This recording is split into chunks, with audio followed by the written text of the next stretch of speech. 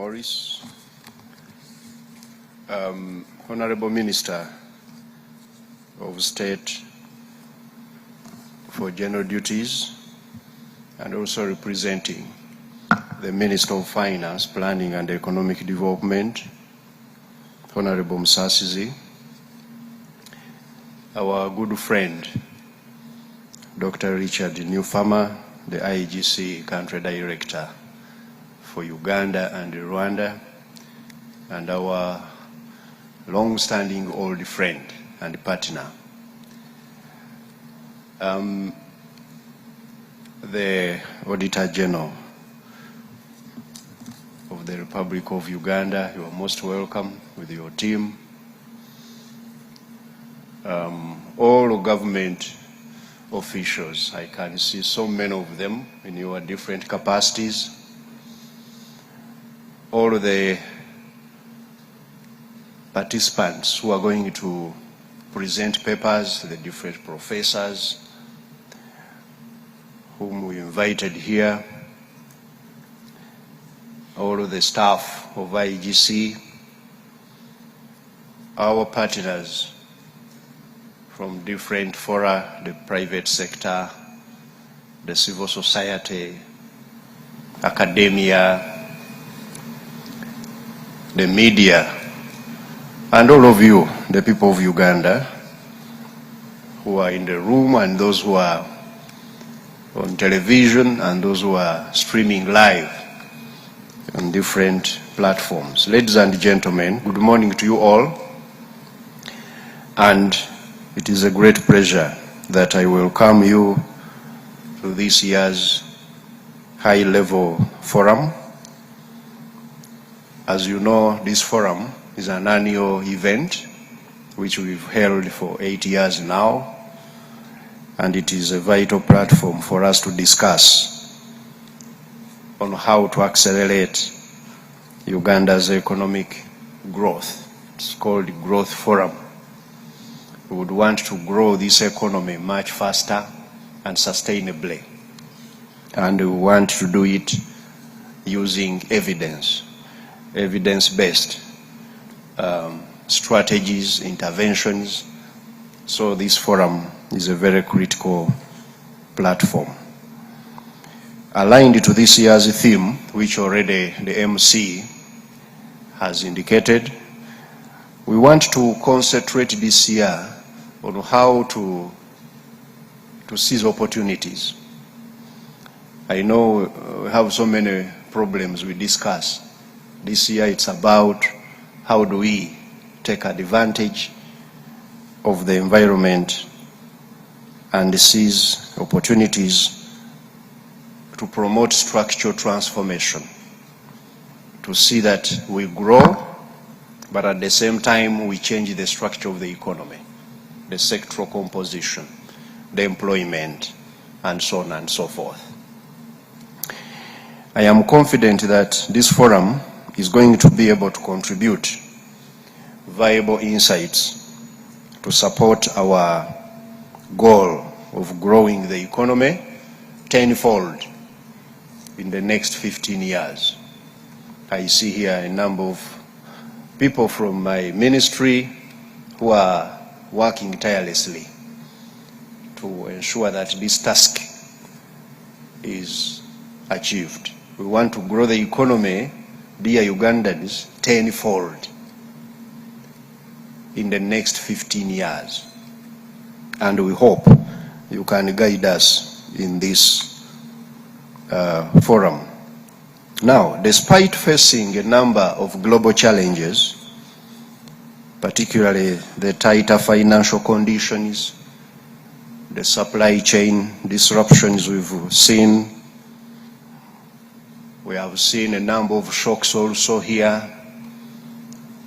drought, Ebola, some floods, so on and so forth, a number of them. But also we have also had false alarms, a number of them.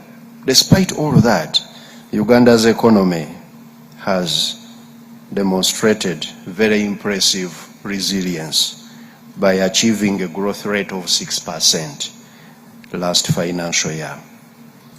And this performance significantly surpasses the sub-Saharan African average of 3.8% last year and a global average of 3.2%. Uganda's strong economic growth has been driven not by good prayers only, but by good economic management, by investment in infrastructure development, by investment in human capital development, by deliberate government programs for agriculture, for agro-industry, for oil and gas, for parish development model, for also providing a conducive and stable macroeconomic environment. So it is growth which has come from hard work. And I would want to encourage everybody to keep on track to ensure that we can sustain what we have achieved, but propel now the economy to a higher level of growth. We have also seen the government proactively supporting businesses to recover from the shocks, including COVID-19, in different areas. We know them. And we are continuing with this industrial policy. It's a deliberate government policy of supporting strategic businesses so that they can support the growth of the overall economy.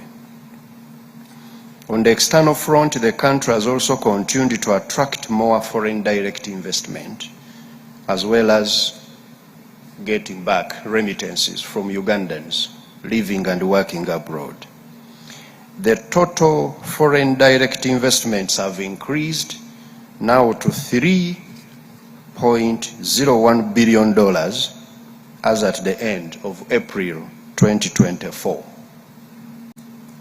In particular, increased FDI was observed in oil and gas sector, and this has spurred economic activity, especially in infrastructure and services.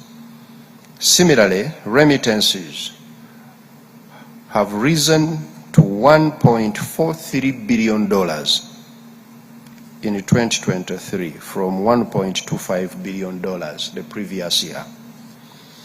Exports have also increased quite significantly. Coffee, for example, where government has been deliberate in investing over time, has seen the earnings rise from $845 million in 2022-23 now to $1.143 billion in 2023-24. We are now having a $1 billion coffee industry in terms of export receipts. And this, coupled with the recovery of the tourism industry, has boosted the country's foreign exchange earnings. That's why usually some people ask, where does Uganda get dollars? Because there has been a pursuit of dollars in the region and beyond in recent years. Not years, recent months. Some countries have been facing challenge of foreign exchange. Uganda is not one of them because we have a deliberate program to promote exports, foreign direct investment, and remittances. And that's where the dollars are coming. They are not coming from any other sources. Despite the steady economic growth, Uganda's longer-term growth also still has some risks, including climate change. We are aware of it. We have also some regional and global geopolitical tensions. still the interest rates at the global scene are still relatively higher than desirable, with I think the SOFR is about 5.3%, and that means you can't borrow anywhere below about 7-8% when you include in the margin. So the interest rates are still quite high, and also we have fluctuations still in commodity prices. So we are mindful of these risks and how disruptive they could be, and I hope in this fora we shall be able to discuss a number of mitigations for them. The Ministry of Finance, Planning and Economic Development has now come up with a strategy, as I've already told you, to grow the economy from $50 billion in 2022-23 to $500 billion by the year 2040. And we are targeting the 4 areas where the bet is showing us that we are going to do well. The ATMs: agro-industrialization, tourism development, mineral development, including oil and gas, and then science, technology and innovation, including ICT. The plan aims to double GDP every 5 years. It's an ambitious plan, but also raise GDP per capita from $1,146 to $7,000 by the end target year 2039-40. We also want to increase savings. Ugandans are saving about 20% of GDP. We want to save by the end of this program or this strategy 40%. We want to double the savings effort of the country. We want also to raise exports as a share of GDP from 12% to 50%, but also attract more FDI into the country from the number I've given you to about $50 billion by 2040.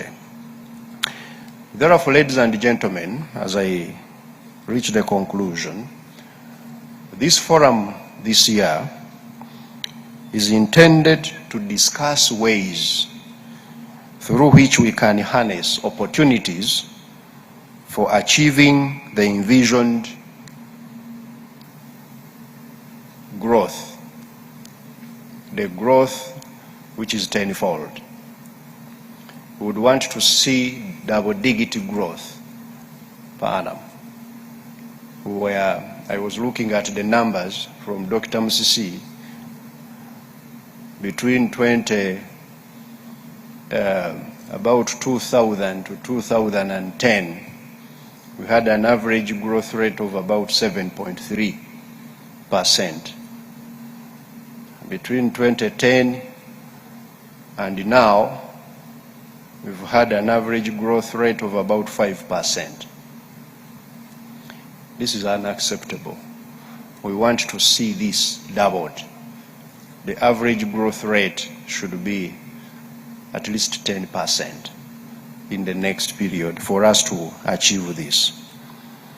So we would want to see how do we harness the opportunities for achieving this, and we are going to discuss how we could boost the incomes of Ugandans through structural transformation, how we can promote industrial development and exports, because industry is one sure way of not only achieving high growth and sustaining it, but also changing the structure of the economy. so that most Ugandans can now engage in the modern sector of industry. And also, we want to discuss how we could leverage climate change as a growth opportunity. And we cease to look at it as a problem, but how we can adapt and take advantage of climate change. How also we could overcome financing constraints and use urbanization to enhance economic opportunities. We will also focus on high productivity service sectors like tourism, business services, to drive diversification and innovation. And these efforts are crucial for achieving our ambition, which I've already told you. In conclusion, therefore, ladies and gentlemen, we are here to put our minds together, but not by using opinions, but well-researched papers to help us to inform our growth agenda. And I want to express my sincere appreciation to the International Growth Center, IGC, for the partnership with us. And the outcomes are going to be very significant when we deliberate here in advancing our efforts towards growing the size of the economy tenfold. It's therefore my great honor to be here, and I will take the opportunity now to invite Dr. Newfarmer to come and address you, and after that, the Honorable Minister will officially open this conference. I thank you.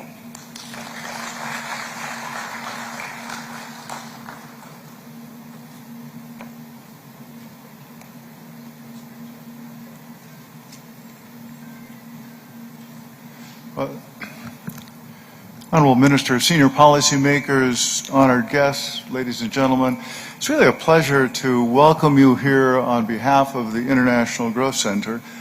I'd like to give a special word of thanks to the PS, to Albert Musisi and the Ministry of Finance Economic Planning in setting up this conference and working together and producing it. And I'd particularly like to thank the PS for the lovely words characterizing me as an old friend of the Ministry of Finance. Now, I wonder if I could ask him next time to use the term maybe long-standing friend.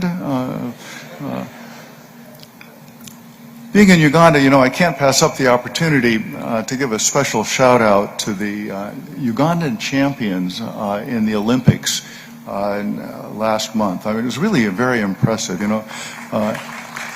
The gold medal victory of Joshua Cheptegei in the 10,000 meter run was truly amazing, you know. Similarly, running over 6 miles in 26 minutes. I mean, this is incredible. He'd get a ticket down on Kampala Road if he was going that fast. Also a special shout out to Peruth Chemutai's breathtaking athleticism in the women's steeplechase. This is very impressive. I think the government in its tenfold program is no less ambitious in its aspirations. The program seeks to raise incomes tenfold in the space of less than 2 decades. Key to doing so will be raising productivity. So let me say, let me characterize 3 developments in the international order that I think are really important and that will shape the opportunity that Uganda has to accelerate productivity growth here. Both, first of all, in focusing on world export markets, secondly, recent technological developments, and then climate change. So, first, world markets. We know that exports and trade are the key to productivity growth, and the tenfold program certainly recognizes this by posing a growth rate for exports in the double digits. This is terribly important for the success of the program, but success in exporting relies on 2 things. One is buoyancy in export markets, and secondly, domestic policies. The good news is the world economy seems more or less posed to do its part in helping Uganda drive exports. Many of the supply bottlenecks that occurred during the disastrous pandemic years have been overcome, and the recent cycle of inflation fighting and tighter monetary policies in the rich country appears to be ending. Global Analytica, for example, foresees annual growth rate of the global economy over the next 10 years to be in the 2.5 to 3% range. In Africa, many countries, of course, have emerged from the pandemic with heavy debts and will be under the burden of fiscal consolidation. But nonetheless, I think the optimism surrounding the Africa Continental Free Trade Area provides ample energy for the regional market.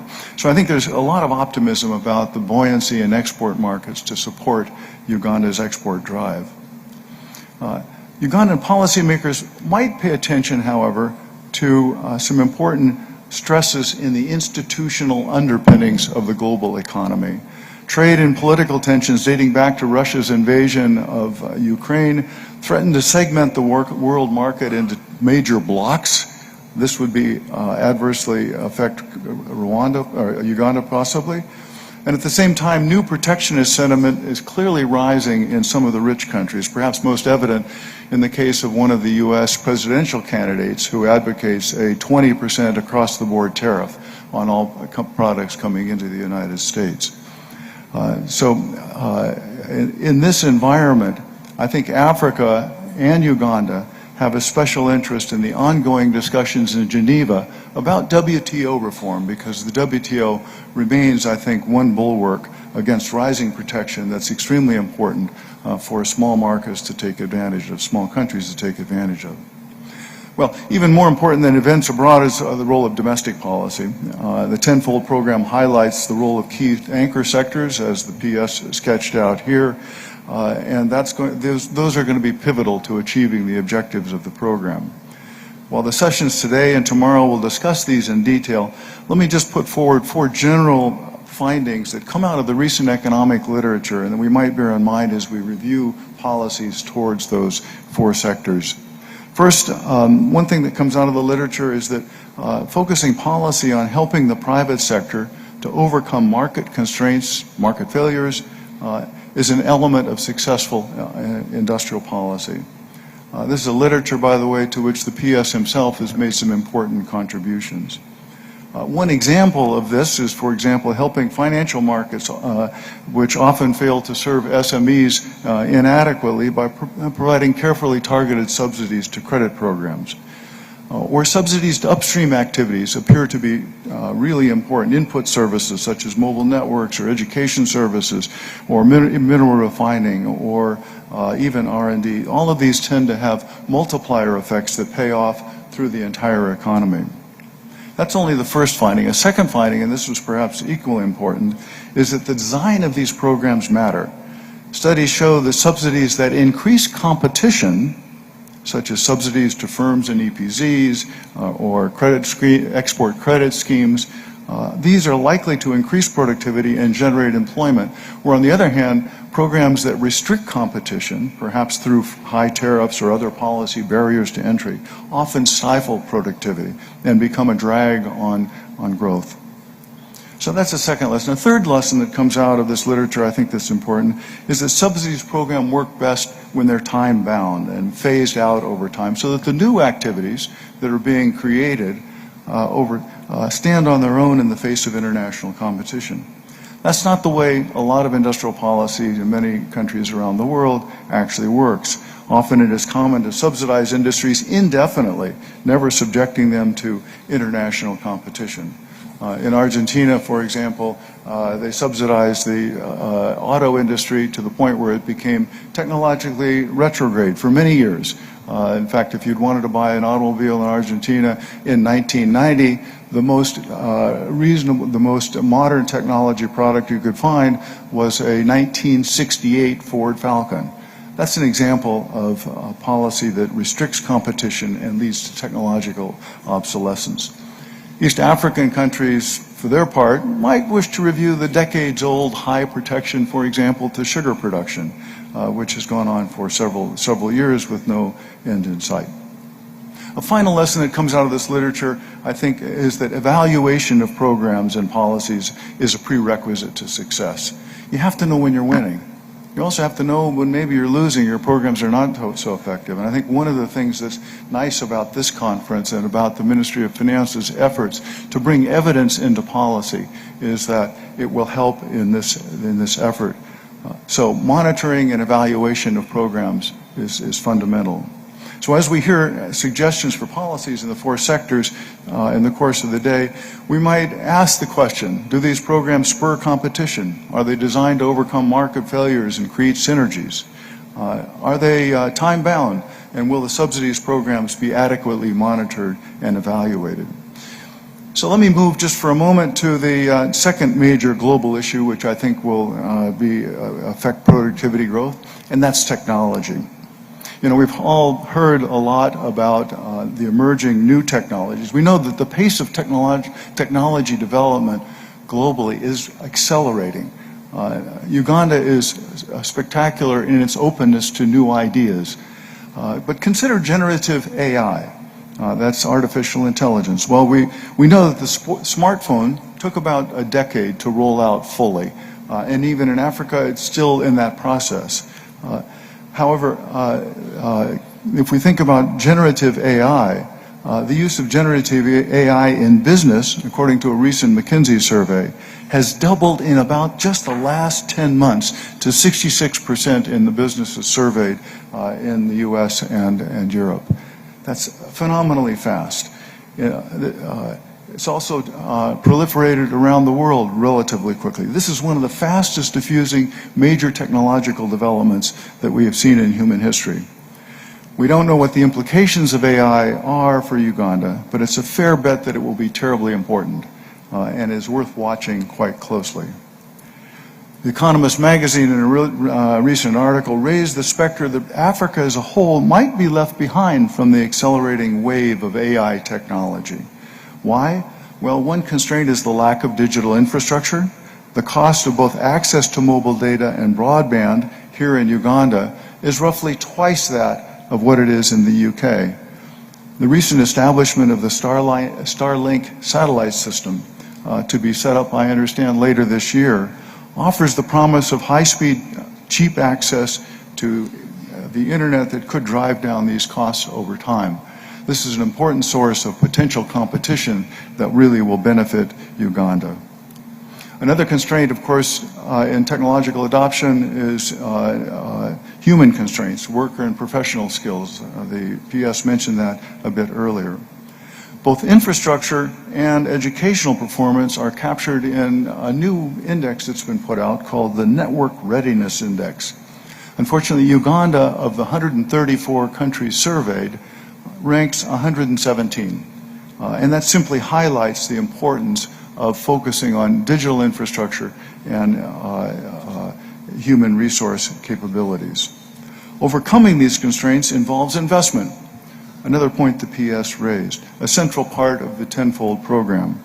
Increasing investment requires finance, including tax revenues and foreign finance. I look forward to the discussion in this sector, in this conference, that will review both of those opportunities for increasing revenues and obtaining foreign finance. The third major area, of course, is climate change. Last year, 2023, was the warmest in human history. 2023 was the warmest in human history. I've been told it was also the warmest in Uganda as well. So this is a major issue. Climate-related damages diminish productivity in several ways. For example, in agriculture, climate-induced losses for coffee production may range anywhere from 10 to 50% over the next half century. Of course, drought can reduce crop yields, and floods can damage and erode crop and erode soils as well. Similarly, transport systems are another area that may be affected by climate-related damages. And to make matters worse, of course, climate heightens the risk of pandemics. So all is not gloom on the climate front. A recent paper from the IGC highlighted the role of technological change and innovation linked to growth policies that can in fact increase and accelerate growth. I creating opportunity out of danger is really the name of the game. I look forward to the World Bank's updating of its new climate change report that will occur later in this conference. I should also mention that Uganda is playing an important role in bringing together other African countries on the issue of climate change and how to deal with it and seize those growth opportunities. A month ago, on July 17th, the Honorable Minister Kasaji and the Minister of State, with the help of Sam Magumi, I don't know that Sam's here this morning, organized a meeting here in Kampala of the Coalition of Finance Ministers for Climate Action. The meeting outlined ways African countries could marshal revenues and investment resources to accelerate adaptation and tap into green finance. This is an important development, and I think the African countries working together, and the finance ministers particularly working together, can have a major impact on the COP29 discussions that are coming up. So in closing, let me just highlight that the world export market, technology, and climate change provide abundant opportunities for productivity gains central to the success of the Tenfold Program. But the Tenfold Program reminds us, over 15 years, reminds us that achieving development is a long-distance run, and like Joshua Cheptegei and Peru Chumatai, it requires, over time, sacrifice, hard work, perseverance, sacrifice in the form of increasing savings to finance investment, perseverance in the face of political obstacles to good policies, and commitment to the shared goals of sustained high growth over years. Maybe we can see this conference as a move towards, and the Tenfold Program, as a move towards the starting gate of that long-distance run. Thank you very much.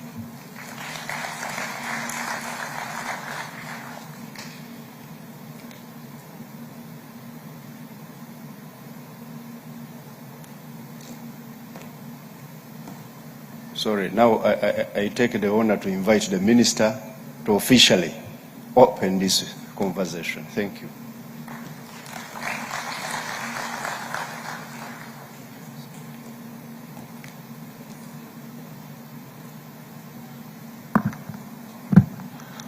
Thank you, Mr. PSST, Dr. Richard Farmer, New Farmer,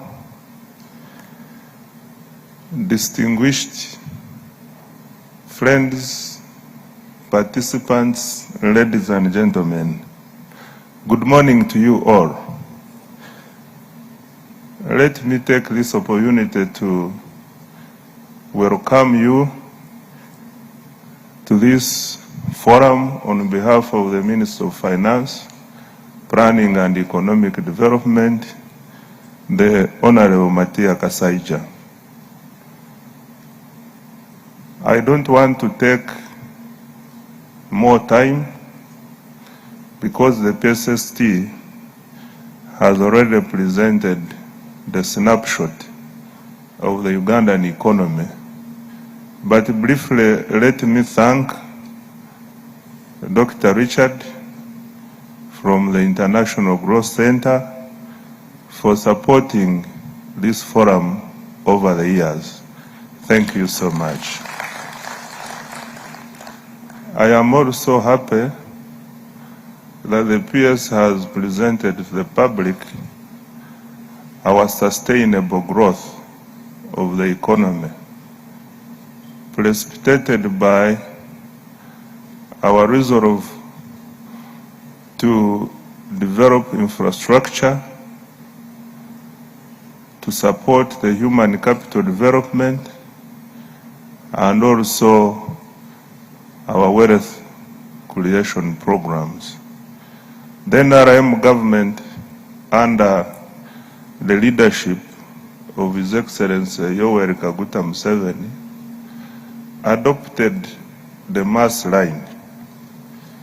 Mass line in the sense that when we decide to do an intervention, it must be for all the people of Uganda. That is why we talk about prosperity for all. That is why we talk about parish development model for all the parishes in Uganda. That is why we talk about immunization for all, among many other programs. It is therefore my expectation that the think tanks in this room will provide evidence-based information which will help us make evidence-based decisions and policies that are critical for the sustainable growth of our country. We are now resolved to grow this economy tenfold in the next 15 years, and this is an ambitious program. As Dr. Richard was saying, it requires sacrifice and it requires commitment to achieving it by all of us, the stakeholders. With these few remarks, it is now my honor to declare the 8th High-Level Economic Growth Forum open. I thank you so much.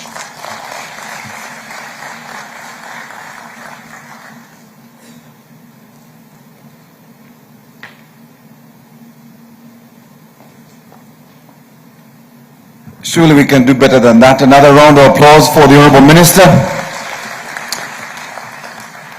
So that one was for the Honorable Musasizi. So now we can clap for the Honorable Minister of Finance, who he was representing and could not be here with us, and the entire Ministry of Finance. Can we once again appreciate the Ministry of Finance, ladies and gentlemen? I noticed this morning you were extremely mean with your hand claps. Then when the PSST appreciated Dr. Richard, it's as if it was, that's like it's pocket change Dr. Richard has passed on to the PSST. Can we appreciate the IGC, ladies and gentlemen?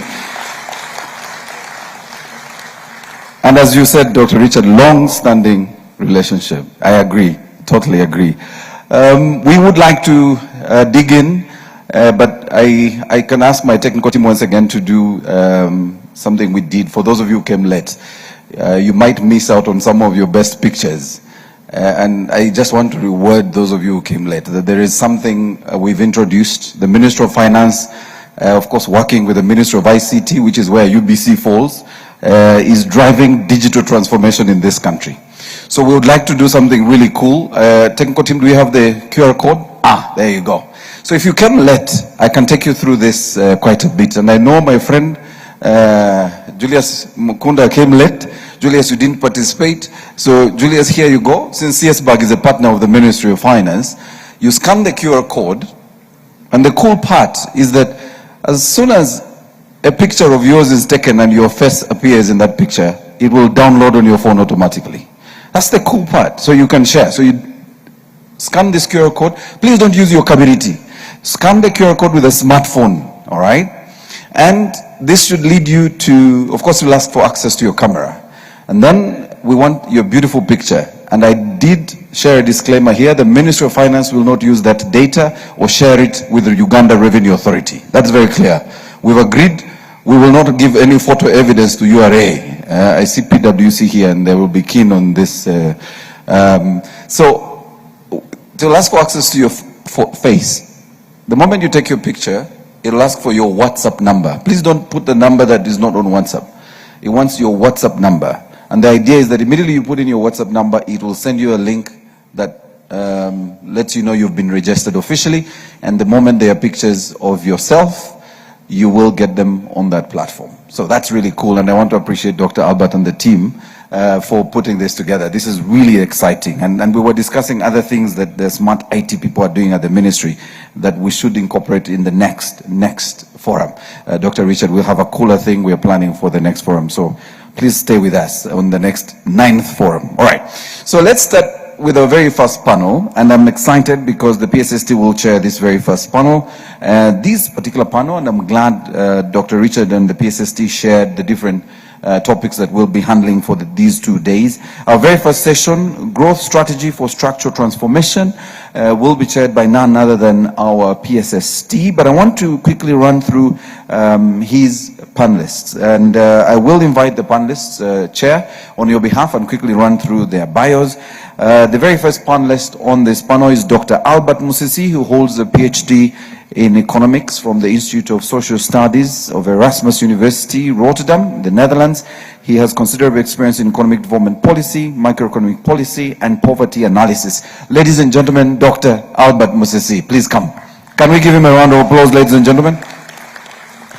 And that was me shortening his profile. It's quite rich, and I will try. I know the ministry shared all these very important profiles, but I can't, you know, they're really too long. And the other panelist is Mr. Moses Bekabye. Moses Bekabye, can we appreciate him as he comes? I will run through Moses Bekabye's profile very shortly.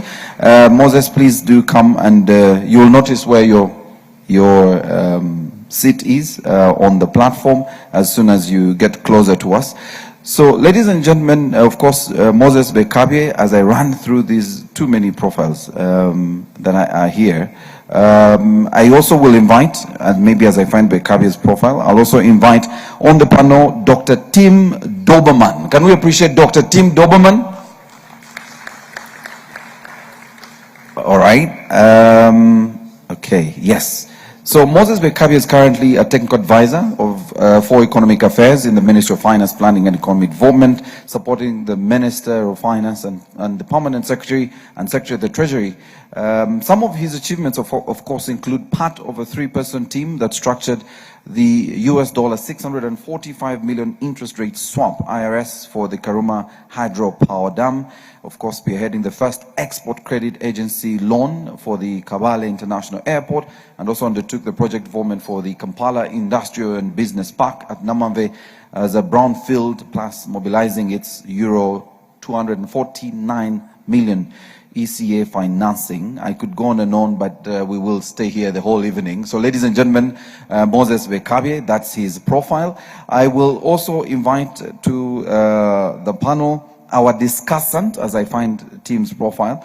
Our discussant is Dr. Faizo Buyinza. Can we appreciate Dr. Faizo as he makes his way? Round of applause, ladies and gentlemen. All right, and so this panel, as I mentioned, will be chaired by our PSST, but allow me run through Dr. Tim's profile.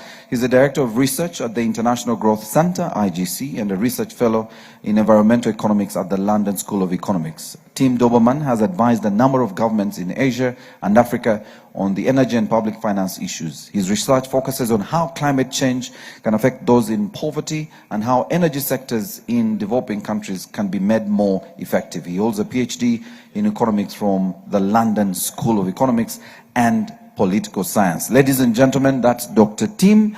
And finally, if I can find the very final profile before inviting the PSST to take charge of his panel, I will introduce the fact that the discussant does speak, of course, the tail end of the conversation, looking at the different insights that the panelists will have shared, and of course giving us a way forward in his view, and clearly they are experts in their space.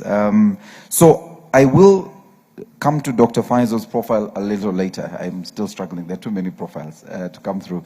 So, ladies and gentlemen, I want to welcome our chair, the chair of this very first session, the PSST, to take charge of his session. PSST, I'll be the timekeeper, so I'll keep coming to you in case we're running late. Thank you. Thank you very much, ladies and gentlemen. I have a very powerful panel, but they are going to make presentations, short presentations on the topic. So maybe since they are going to project their presentations, other members will have to go back and sit and see.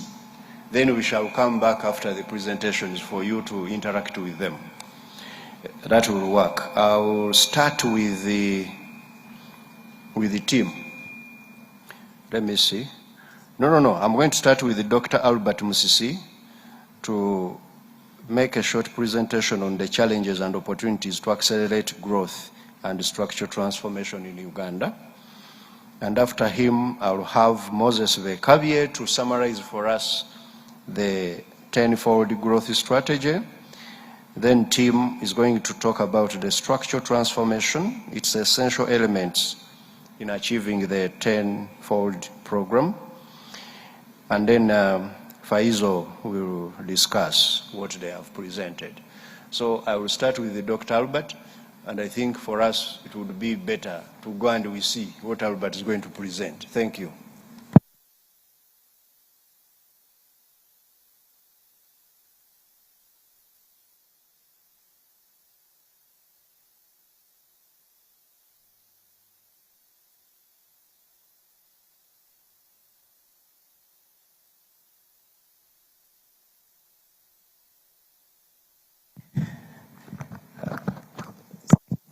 Thank you, PS. As everybody knows, or maybe not, I'm here for the 8th time. I was among those who started the growth forums. And the idea was really to, as the PS said, to use evidence to advise government on economic growth policy, but also for the budget. I'm going to stand on the protocols that have been highlighted by Maurice, so I won't be repeating. But I have to start with saying good morning to all of you, and welcome to the 8th Economic Growth Forum. As you see on the slide, I don't have the word challenges there. I have opportunities. And this is mainly because in the past, we have been talking about the challenges and the strategies to overcome those challenges as we are dealing with the economic growth recovery. But as we are going to see in my presentation, last year we actually came back to the growth we are having in the past before we got the challenges that we got. And economic growth has actually returned to potential GDP growth. So in this forum, we are really going to look at opportunities going forward in terms of accelerating economic growth and structural transformation. And in my presentation, I don't know if this works. Okay. The theme, as has been highlighted, is seizing opportunities for structural transformation to increase productivity and resilience. The two words there that we took, productivity and resilience. I know we had a discussion where the PS he thought maybe resilience should be for when we are recovering. But for us to achieve the 10-fold growth, we need to sustain growth, as somebody said, for several years. It's going to be a marathon. And as we are going to see, some of the opportunities actually have some challenges in terms of implementing. And so the objectives of this forum are as follows. The first one is to review what we have already pointed out about growth performance. What has our growth performance been? And then identify opportunities to accelerate current and future growth. But also we want to discuss research findings on economic growth from both our local and international researchers to inform our economic growth strategy. I say here discuss because, as I'm going to point out, in the past we have been having this big discussion with people from academia who actually do most of the research. But there was a feeling that actually the research is academic, more theory than practice. And these forums were really to help us bridge bridge the gap between what we saw from the practitioners and what the research was saying, and as well use the evidence and make it practical, in other words. So we are going to identify strategies to accelerate economic growth and to sustain high economic growth rates in the face of the challenges affecting the global economy, regional and geopolitical tensions, and climate change, but also to provide strategies for creation of productive employment, poverty reduction, and human development. And importantly, we are going to go in some detail to discuss the implementation of the tenfold growth strategy, government's tenfold growth strategy. We want to know the details, and I hope my colleague later on will give us these details. Many people are hearing it for the first time, and there's a few questions. Is it practical? And this is what we are going to discuss, and we shall benefit from ideas from all of you.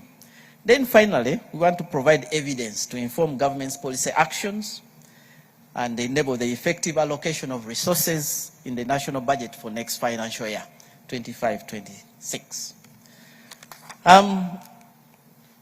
If I go to the performance, as the PS highlighted, the 4 years before the first Economic Growth Forum, in fact, before that time, we had robust growth. The 2 decades, we had over 7% growth.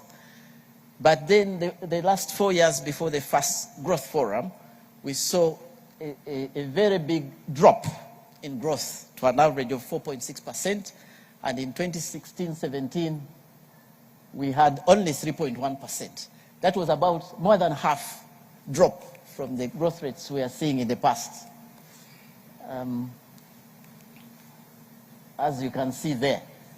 And one of the issues that really motivated us to do this forum, although we realized that growth had dropped and it was, but still higher than the rest of the sub-Saharan African countries, we knew that it was well below our potential growth. Our potential growth at that time was computed to be between 6 to 7%.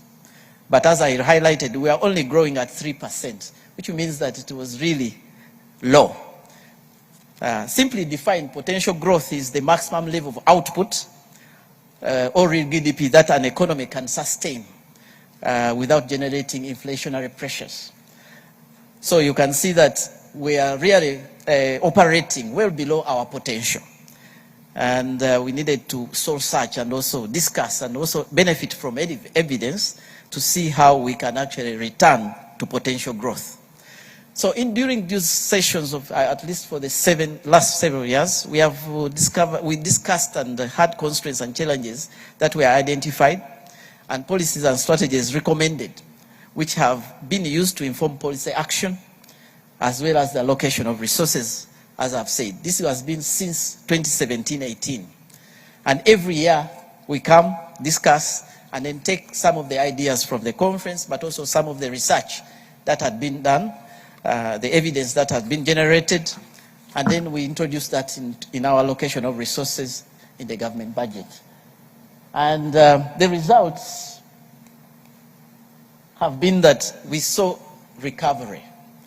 As we see, right after the first growth conference, we had very good growth, 6.3% and 6.4% in 2017-18 and 2018-19. However, this was rudely interrupted by the COVID-19 and the other external shocks, right? But since then, we have seen steady growth and we have gone back to 6%. Now, that is about our potential growth, at least from our assessment, our analysis. Now, the challenge we have, if we are to get the tenfold growth strategy as we are talking, we are going to have to do more than the normal things we do. What are these things? And these are the opportunities that I'm going to talk about that we could actually explore. But as you could see that also per capita GDP has increased. Now, if you look at the growth between 2016, 17 and now, this is really a substantial growth because it's over 4% per year in per capita growth. Now, in the past, we are having about 2 to 3%. Now, the question is whether we can sustain this for a number of years. In many countries, for you to get the kind of growth that we are talking about in terms of size of our economy, many countries on average do it in 2 decades, around 2 decades. Now, for us, we want to do it in 15 years. It's ambitious, of course. So what are we going to do to get there? And that's what I want to try to address, and as well hear from the discussions that we are going to have. Now, in terms of our Uganda in particular, it means that we have to significantly grow, well above what we have achieved last year of 6%. As PS pointed out, that means growing at least 10%, between 8 and 10% for at least 15 years or 20 years for us to double this economy. Now, what does that mean? It means we have to find new sources of growth, and we must so improve our productive capacity. That is the productivity we are talking about if we are to achieve higher potential GDP, because otherwise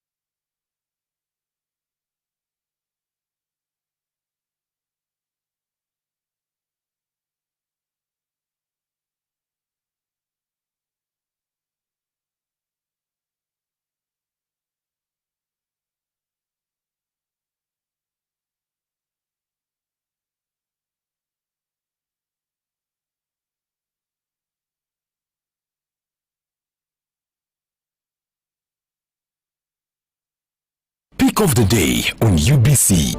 He expected me to die like within the first 2 years. Out of the blue, the child will get pains, especially in the wrists. And this happens commonly when children are starting to walk. Was brought to you by I'll call you every day, yeah, yo, baby, don't know. You can now get all the Chibuzi out with MTN voice bundles. Call all networks. Kubei Dondoro. Buy a 25-minute voice bundle for only 1,000. Or buy any daily voice bundle of your choice. Dial *100 *21# and select daily, or use the My MTN app. When we talk together, we are unstoppable.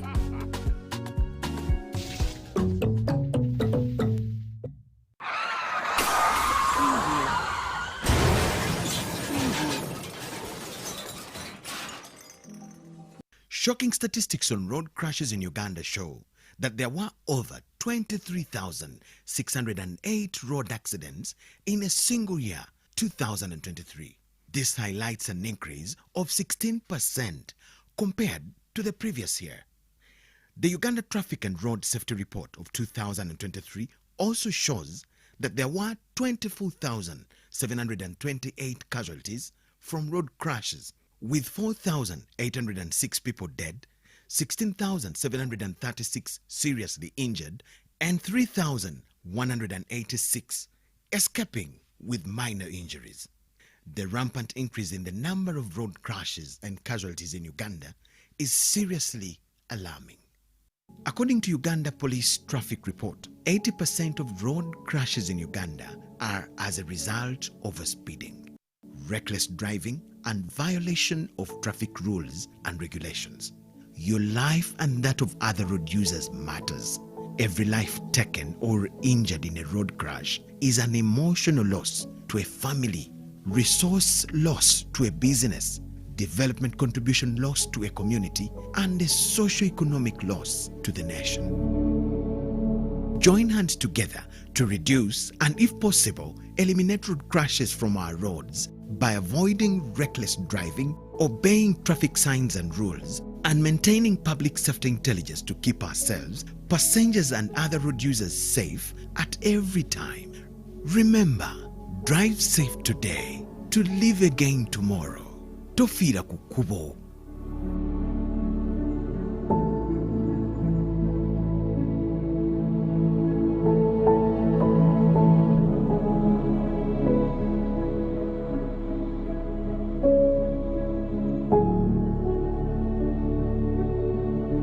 Nyati Motion Pictures brings you Tuko Pamoja Ankole segment. Learn about the fabrication of Ankole Kingdom from Nkore at the detriment of Mpororo states. What is the glue that holds together peoples of the beautiful village of milk and honey? Ankole as a kingdom came about in 1901. Ankole is a colonial fabrication. And all these small kingdoms were counties of the original Itara. Ruhinda Ruanjunachi, the son of Wamara Rhanja Jojo Rwabwera, who was a Mchwezi. There are times when we were Pamoja, the same people. Tuko Pamoja? Catch this in Ishaka Bushenyi at Berlin Hotel on Saturday, 31st August, and in Barra at Las Vegas Garden Hotel on Sunday, 1st September 2024. To get a ticket, call 0778 787 660.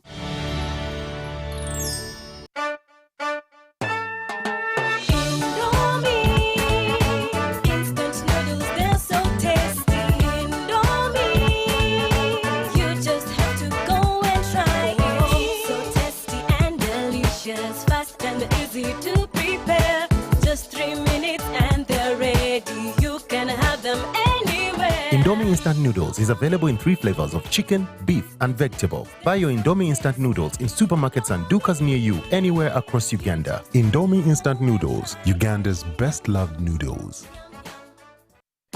Uganda, are you ready to kick things up to the next level? The Uganda National Lottery brings you Sports Stake 10. Predict the results of 10 football games and win big. With tickets at only 500 shillings, join the fun and make your predictions count with Sports Stake 10. Sports Stake 10, your ticket to football glory.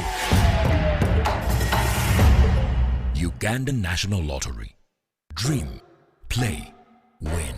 Participants must be 18 years or older. Play responsibly. The Uganda National Lottery is operated by Ituba Uganda and regulated by the National Lotteries and Gaming Regulatory Board.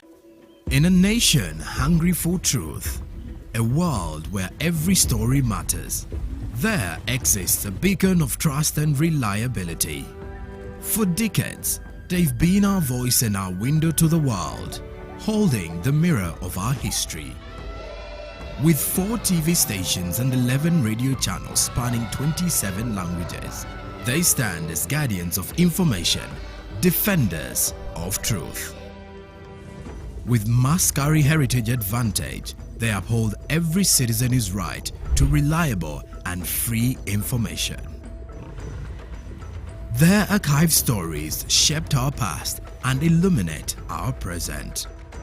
Yet now, as new challenges arise and the world evolves, their mission faces its greatest test yet.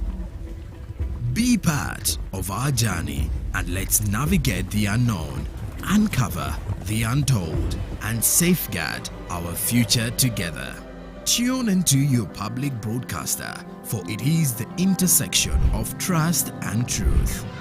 Because to UBC, your story, every story, and every voice matters. UBC, inspiring Uganda.